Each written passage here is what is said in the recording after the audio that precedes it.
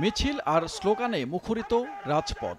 দীর্ঘ ৯ বছর পর জামালপুর জেলা বিএনপির সম্মেলনে বাড়তি উচ্ছ্বাস নেতাকর্মীদের। শনিবার সম্মেলন উদ্বোধন করে দলটির স্থায়ী কমিটির সদস্য ইকবাল হাসান মাহমুদ টুকু বলেন, দেশের মানুষ পিআর নয়, ভোটের সময় প্রার্থীকে দেখতে চান। যার ভোট সে দিবে, একজনকে ভোট দিবে, সেই ব্যক্তিকে চিনতে হবে, সেই ব্যক্তিকে ভোট দিবে। পিআর মানুষ খায়ও না, পরেও না, বিশ্বাসও করে না। এদিকে ৫ বছর পর অনুষ্ঠিত হয় কক্সবাজারের চকরিয়া উপজেলা বিএনপির সম্মেলন। বক্তব্যে দলটির স্থায়ী কমিটির সদস্য সালাহউদ্দিন আহমেদ বলেন, পিআর পদ্ধতির দাবি করে কোনো লাভ নেই। সুষ্ঠু নির্বাচন করতে সব দলকে আলোচনায় বসার আহ্বান জানান তিনি। যে সমস্ত ভাইয়েরা, যে সমস্ত রাজনৈতিক দলেরা পিআর করে আপনারা হয়রান পেরেশান হয়ে যাচ্ছেন, আসুন আলাপ আলোচনা করি। আপনাদের কি দাবি দেওয়া আছে সে সমস্ত আমরা শুনবো এবং আমরা গণতন্ত্রকে প্রতিষ্ঠা করব। শিয়া বাটার ও ভিটামিনে সমৃদ্ধ লিলি বিউটি সোপ, তারুণ্যময় উজ্জ্বল ত্বকের জন্য। রিমার্ক।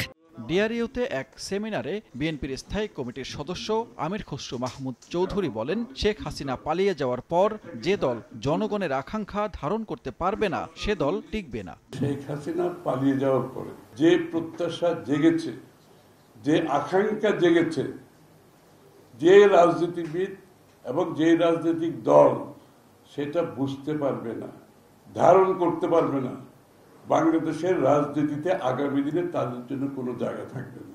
জাতীয় প্রেস ক্লাবে এক আলোচনা সভায় বিএনপি মহাসচিব মির্জা ফখরুল ইসলাম আলমগীর বলেন, গত ১৫ বছরে আওয়ামী দুঃশাসনের সমাধান রাতারাতি সম্ভব নয়। বিএনপি যখন মানুষের অধিকার প্রতিষ্ঠা করতে চায়, তখন বিষয়গুলো ভিন্ন খাতে নিয়ে দেশে উগ্রবাদ ছড়িয়ে দেওয়ার চেষ্টা হচ্ছে। আমি যখন আপনার জনগণের যে বৈষম্য কমিয়ে আনতে চাই, তার আর্থিক বৈশিষ্ট্য বৈষম্য সবকে কমিয়ে আনতে চাই, তখন যদি আমি দেখি যে সম্পূর্ণ ভিন্ন চিন্তা করা হচ্ছে এবং সেটাকে ডাইভার্ট করার চিন্তা করছে, মানুষের চিন্তা ভাবনাগুলোকে, এবং একটা উগ্রবাদ ছড়িয়ে দেওয়ার চেষ্টা করা হচ্ছে, তখন তো হতাশা আসবেই। ব্রাহ্মণবাড়িয়া শহরে বিএনপির জনসভায় সিনিয়র যুগ্ম মহাসচিব রুহুল কবির রিজভী বলেন, কোনো চাঁদাবাজ, টেন্ডারবাজ বিএনপির সদস্য হতে পারে না।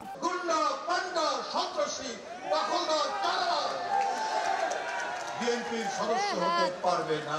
সানবীর রূপল, সময় সংবাদ, ঢাকা।